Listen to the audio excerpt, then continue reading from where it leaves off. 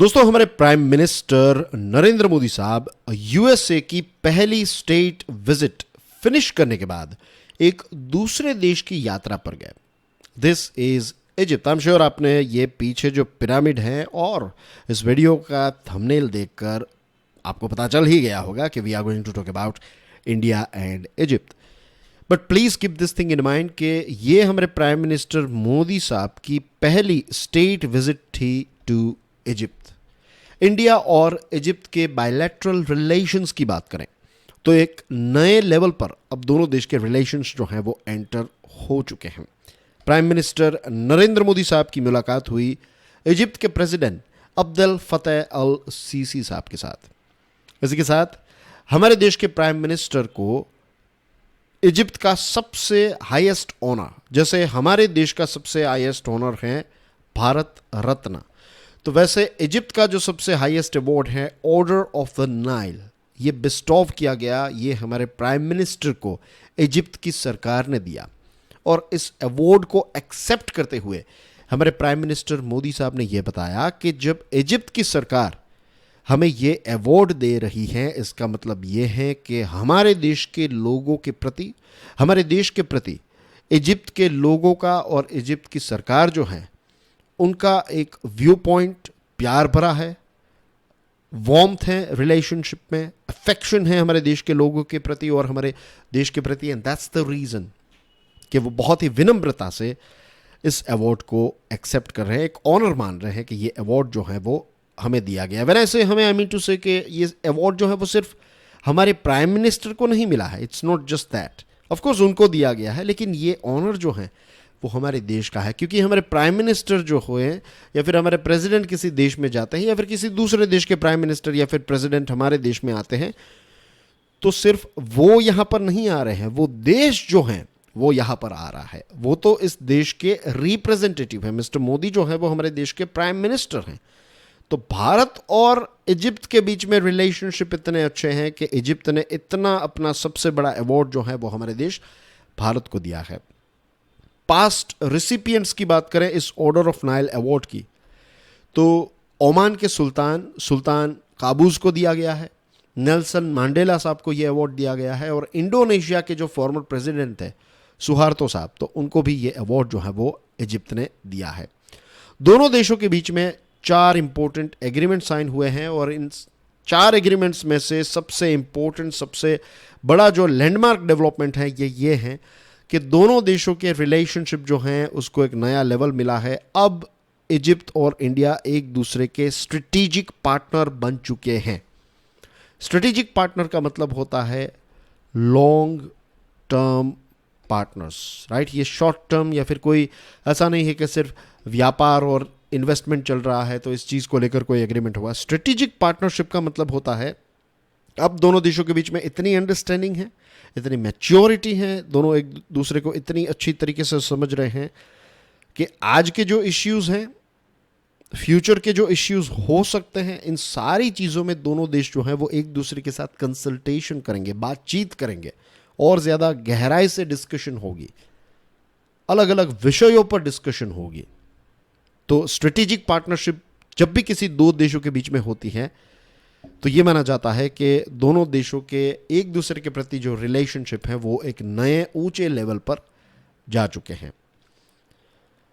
तो this was one of the most important agreement. Clean energy दोनों देशों के लिए बहुत ही इंपॉर्टेंट है, इनफैक्ट पूरी दुनिया के लिए बहुत ही इंपॉर्टेंट है। तो ग्रीन और रिन्यूएबल एनर्जी में अब दोनों देश एक दूसरे के साथ कोलैबोरेट करेंगे। आपके लिए एक प्रश्न है, कॉन्फ्रेंस ऑफ पार्टीज COP, जैसे COP15, COP16, right, Paris agreement हुआ, तो इस प्रकार की अलग अलग COP यानी कि कॉन्फ्रेंस ऑफ पार्टीज की मीटिंग जो है वो अलग अलग जगहों पर हुई है। तो इजिप्ट में जो COP की मीटिंग हुई थी उसका नंबर क्या था यह आपको बताना है और किस शहर में हुई थी यह आपको बताना है। This is very very important. और इस प्रकार के प्रश्न में पता है आपको क्यों पूछता हूं, क्योंकि आप इस पर रिसर्च करेंगे। हो सकता है कि आपने इसके बारे में पढ़ा हो, अभी याद ना हो, तो रिसर्च करेंगे तो चीज़ें याद आ जाएगी।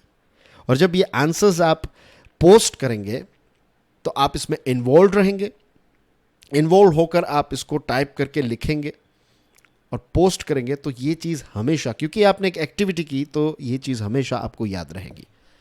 तो मैं चाहता हूं कि जितने भी स्टूडेंट्स हैं वो इस पर रिसर्च करके अपना आंसर जो है वो कमेंट सेक्शन में ज़रूर दें। और ये कॉप की मीटिंग जो इजिप्ट में हुई थी उसमें क्या क्या इंपॉर्टेंट डिसीजंस लिए गए, ये सारी चीज़ें जो हैं उसके ऊपर भी रिसर्च करना ना भूलिएगा। It is very very important.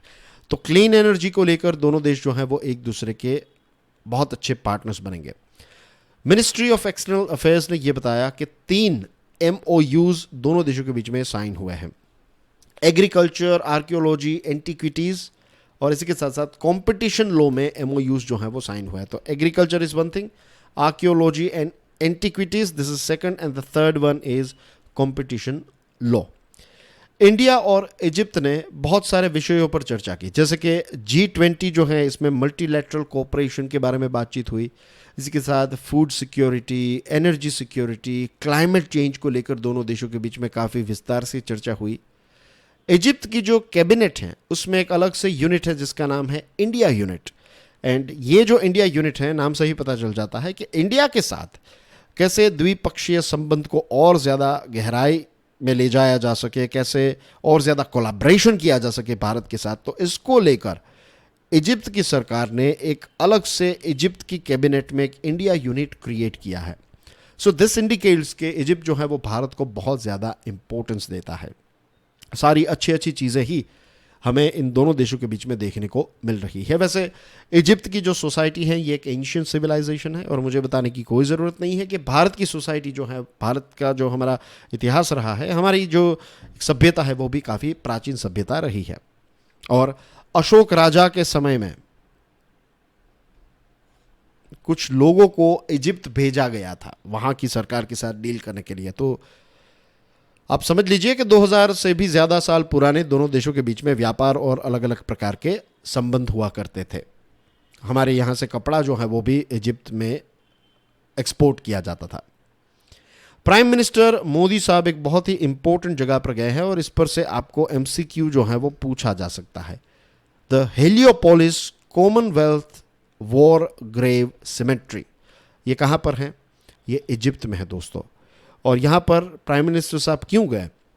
The reason is विश्व युद्ध एक के दौरान जो इजिप्ट और एडन, जो यमन की जगह, यमन का एक शहर है एडन, तो एडन और इजिप्ट में जो विश्व युद्ध एक के दौरान भारत के 4300 से ज़्यादा सोल्जर्स जो हैं वो शहीद हुए थे। तो इनकी जो सिमेट्री है, इनका जो मेमोरियल है, और ये कॉमनवेल्थ वॉर ग्रेव सिमेट्री है। तो ब्रिटिश राज के तहत जो दूसरे सोल्जर्स थे, दूसरे देशों के सोल्जर्स थे, तो उनकी भी सिमेट्री यहाँ पर है। तो हमारे देश के जो सोल्जर्स थे जो शहीद हुए, तो उनको ट्रिब्यूट देने के लिए हमारे प्राइम मिनिस्टर मोदी साहब जो हैं वो इस सिमेट्री की यात्रा पर गए थे। इसी के साथ मैंने एक और इंटरेस्टिंग वीडियो बनाया था कि प्राइम मिनिस्टर मोदी साहब जो हैं एक बहुत ही ख़ास मस्जिद जो इजिप्ट में है, इसका नाम है अल हकीम मस्जिद, तो उसकी यात्रा पर भी गए थे। स्टडी ग्लोज पर मैंने ये वीडियो डिलीवर किया था। वीडियो को काफ़ी व्यूज़ मिले हैं, काफ़ी इंटरेस्टिंग चीज़ें हमने अल मस्जिद के बारे में, अल हकीम मस्जिद के बारे में बात की है, और इसी के साथ साथ जो फातिमिद साम्राज्य था उसके इतिहास को भी डिस्कस किया है। उस पर से भी आपको प्रश्न पूछे जा सकते हैं, क्योंकि फातिमिद जो साम्राज्य था उसकी कुछ खास बातें थी, वो काफ़ी सेक्युलर माना जाता था। तो ये सारी चीज़ों को जानने के लिए आप उस वीडियो को देख सकते हैं, राइट। इस वीडियो की लिंक जो है वो मैं कमेंट सेक्शन में पोस्ट कर दूंगा। By the end of this lecture आपको एक स्क्रीन पर पॉपअप भी नज़र आएगा, तो उस पर क्लिक करके भी आप उस वीडियो को देख सकते हैं। यू वॉचिंग क्यूरियसली एजुकेशन, मैं हूं प्रशांत मावानी। वीडियो पसंद आया हो तो please hit the like button और शेयर कीजिएगा इस वीडियो को, and do consider subscribing curiously education. Thank you very much for your love and support. God bless you all. जय हिंद।